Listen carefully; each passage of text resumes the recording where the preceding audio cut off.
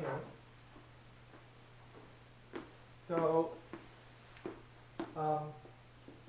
basically there's 4 stages in push hands. The first one is developing with the square.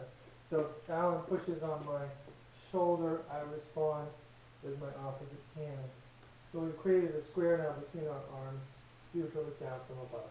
Mm-hmm. And we keep that square intact. The next stage is to develop what we call the circle. So if he pushes on my elbow, for example, I take what I learned from the square and I make it round.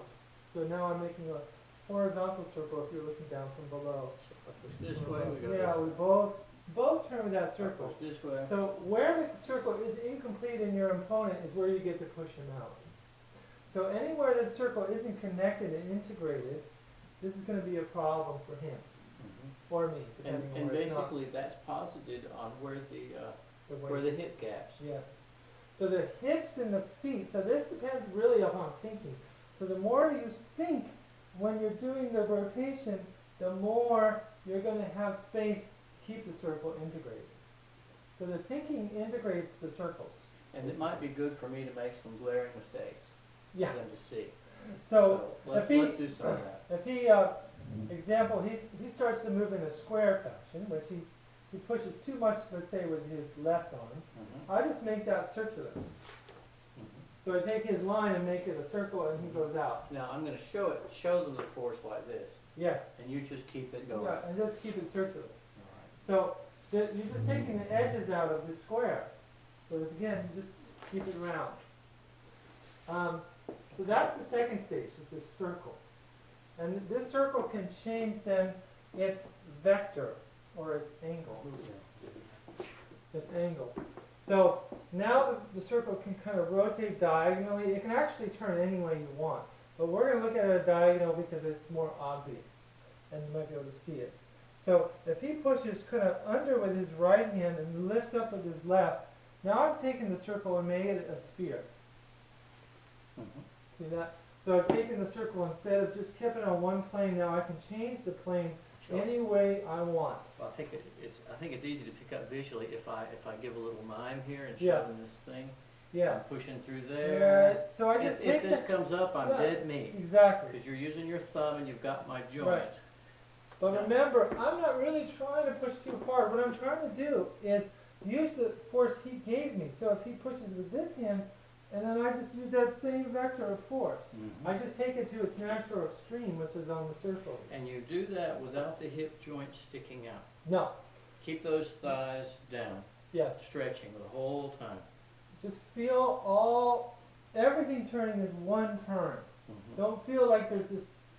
So you can eventually move this in kind of like a figure 8 fashion, if you want to do it like an exercise, where one hand elbow comes up, the other one comes down, and you're both moving on a diagonal. The challenge is to get in the quads and drop the tailbone. Yes, and keep your center. So as soon as you come up like this, he can push. He can do that. Right? Also, I can collapse this way, and he can push. I can push that. These are common problems. Or I can just keep it linear and tight. And all he has to do is just push. Right? These are all really common problems. So try not to do those. Now, so that's kind of the sphere. So another way to look at this, if we're looking at rollback again, and he pushes, kind of trying to push me down with his push. And I'll take that, again, that sphere energy and push him up. So that as he goes down with this, I just take it back. So everything's circular. And Hal's left hand is on my right ribs. Yeah. Just so they know where that is. So again, I'm just using the idea of the sphere. If he pushes, I can go the other way as well. If he pushes down this way, I'll just take it this way. I might have to change direction because I run out of space, but he still moves out. So this becomes my teacher was really, really good at this, and he just use one hand and always finding these little spheres everywhere all over, and then push you out from there. So the sphere is very, very, very important. And the last one, the fourth stage, is the point. So the square, the circle, sphere, all condensed into this tiny little point. Now I can't do it. But great masters, of course, can. As soon as the pressure's there, they yield and boop, right from that point. So all of the circles, everything bends just in that one point. And that can be done any place, depending on where the pressure is. But this is a really refined practice. So you have to practice all the other stages before you can get to that one. Otherwise, you'll see what people are doing it these days, that they just do this. You know, it's just the arms. And it's not that at all. It's possible to do, but it's not the practice. It's not how it's taught. It's taught in stages. So now we'll go back to roll back and push. So roll back and push embody all of those 4 stages. So when you do roll back and you've got them overextended, instead of pushing it out and to do an exercise, when he feels overextended, he just goes right into rollback. Right? And then, when I feel overextended, I go into rollback and he goes into push, elbow, and wrist. Always attached to the joints. Shift. So make sure you're shifting with the push and shifting with your rollback. If the shifting stops, then the whole thing kind of falls apart. Because the shifting indicates that they're sinking. Right? Especially in the beginning, right? Later on, not so much. But you want to take out shifting altogether eventually, so you won't have to move very much at all and still accomplish all of this stuff. But in the beginning, you want to shift a lot. Now, if you want to do press, it will come right from here. If I do roll back and he sees that open, he can press, and when he does, all I do is just shift back more and turn. Again, driving into your back leg. And bringing my right thigh forward. And then, now he's already off. So press is actually very dangerous, and you've got to be pretty good. Because you cross yourself in a bad way, and I can easily push on this angle. Right. See it? Right? Because that gives you the side. Right. So you have to be able to empty this side out. Which basically to me means the elbow has to bend. Yeah. And it has to drop into the hip, and then in the hip into the foot. Because if there's any place that doesn't happen, I'm going to it's going to go out. It's going to be not good for him. Right. So this will also mean you can do roll back and push on this funny back leg. So that'll help. That's the sandwich, right? Yeah, and that'll allow you to switch sides. So you don't have to switch feet, but you can switch sides that way. Right. So again, if I feel too much pressure with his rollback, I'll just press.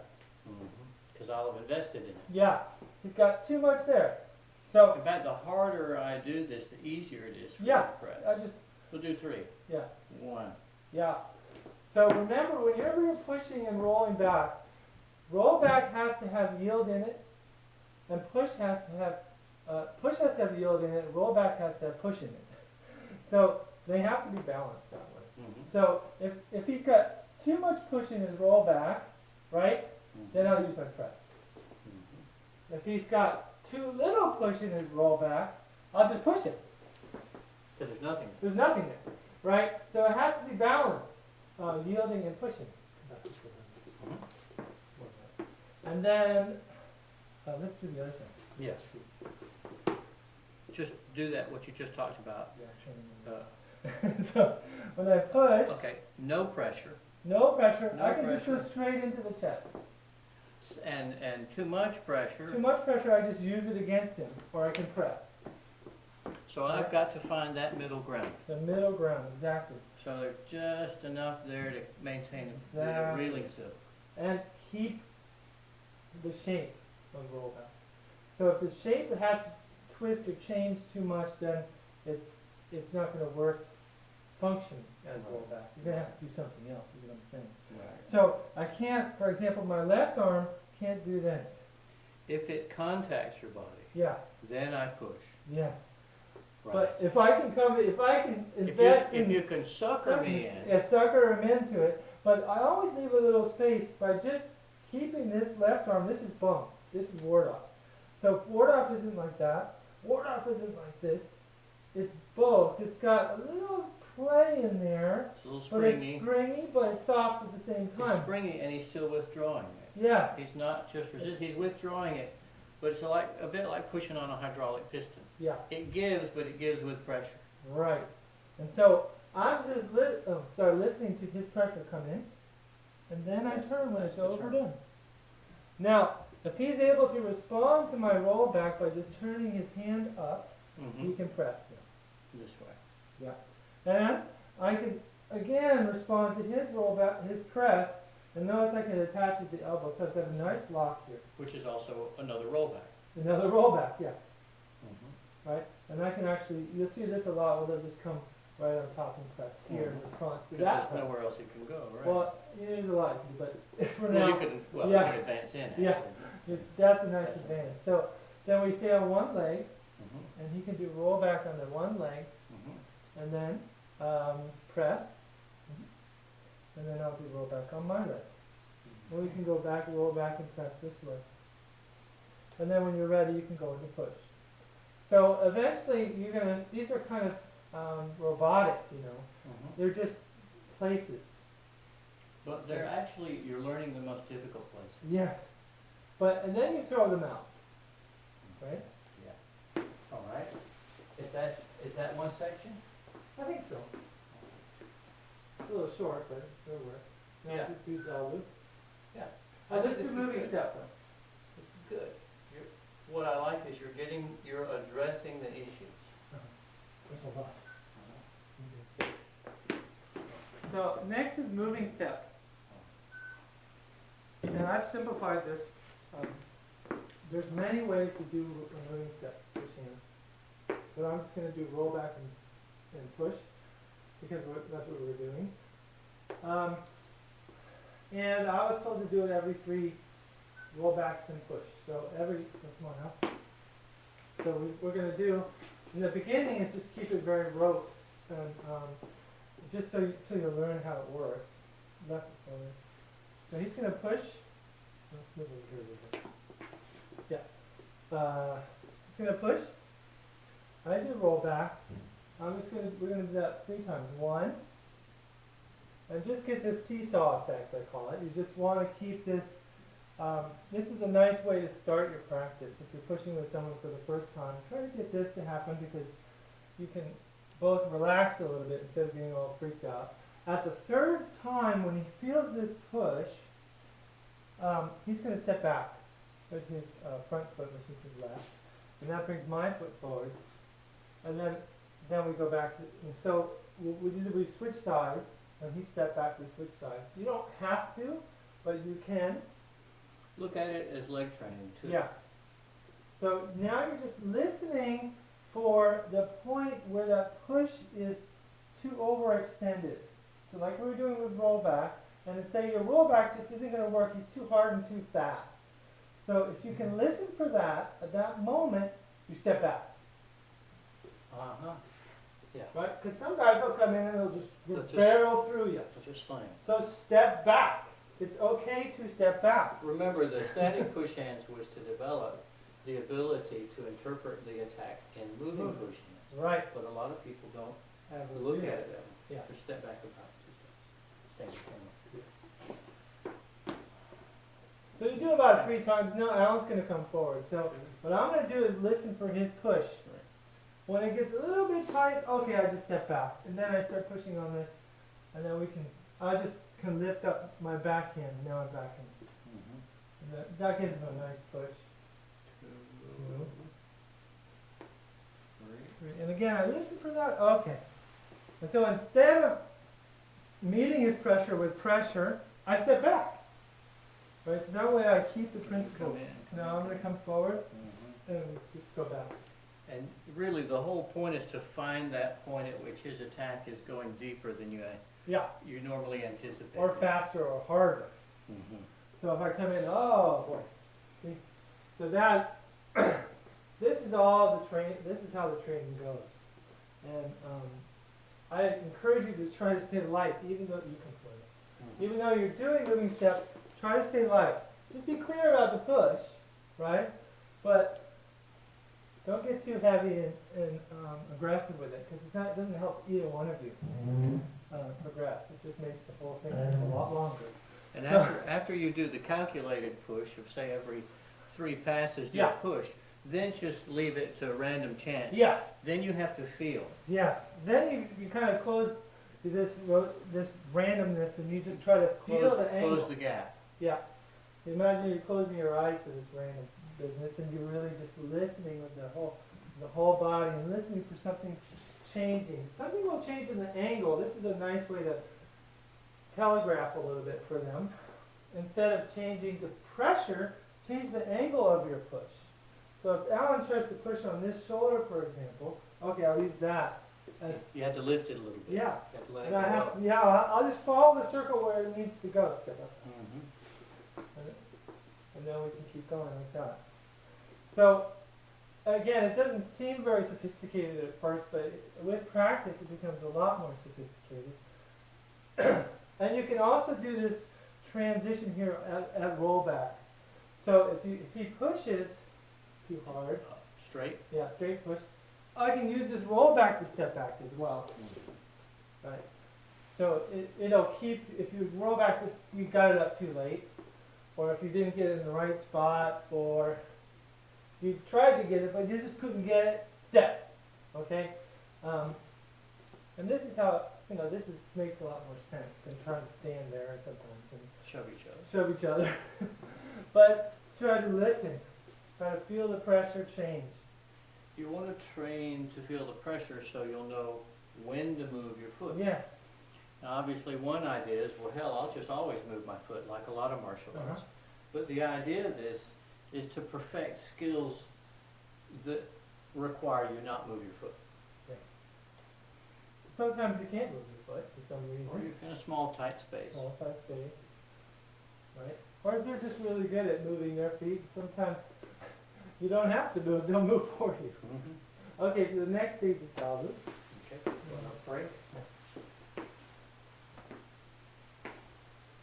No, this is good. I think you might call it conscious push hands training. Because a lot of it's competitive push hands training. I know. And I think we might use that word conscious. What do you think? I'll think about it. I like it. You could use that. You could also call it directed. You direct your attention to certain things. You're not just trying to push them. You're just like, look at what you're doing here. This is when you do it. This is when you don't do it. And why? Yeah. I'm not really clear about that. A lot of No, everybody it's just wrestling. It's not good for wrestling. No, it's not good Not wrestling anyway. No. Might as well just do real wrestling. Yeah. If you want to wrestle, do real wrestling. Don't do this. Yeah. Don't make this wrestling. Yeah. Okay, so Dalu starts at the infinity position, both people neutral, touching at the wrist like we do with the single hand push hand. You want me to initiate with pressure at Yeah. your turn? So what's going to happen is Alan's going to apply more than 4 ounces with his right hand, and then when I feel that, I respond by just slipping my left heel out. Just enough just to get his hand to go by. You'll do that a few reps. Yeah. Right? And this can be directed to the eye. Yeah, I use this part like that. Can we direct it like a blade? Like a blade, just like a sword. Or even a poke. Poke will work. But eventually, after you've gotten this down pretty well, you're actually going to pull a little bit.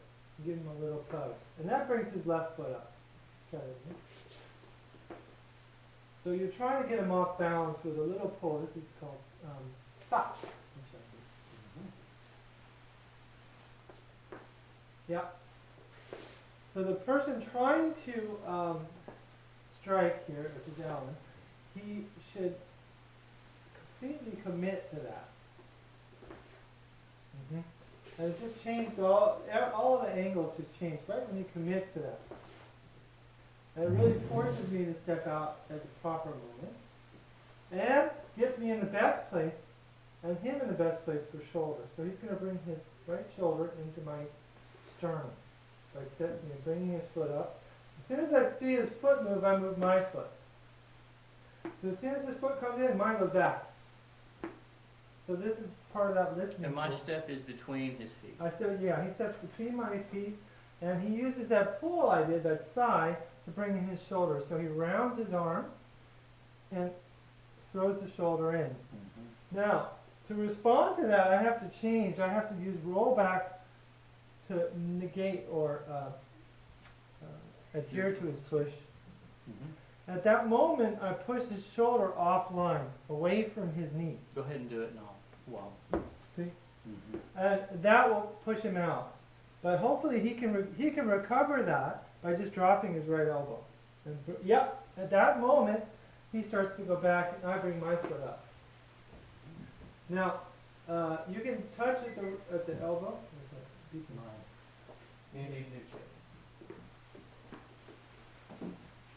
And